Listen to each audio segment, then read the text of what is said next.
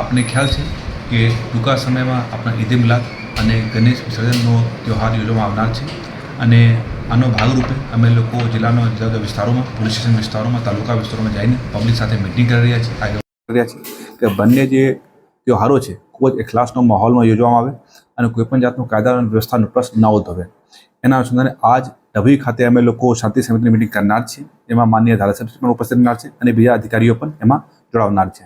સાથે સાથે તેરા તુજકો અર્પણ કાર્યક્રમનો પણ અમે લોકો અહીંયા આયોજન કરવામાં આવનાર છીએ, જેમાં 10 જેટલા લોકો જેનો મોબાઈલ ખોવાઈ ગયા હતા એને મોબાઈલ ડિટેક્ટ કરીને ગોતીને એ લોકોને સામેથી કોન્ટેક્ટ કરીને અમે લોકો પરત આપવાના છીએ.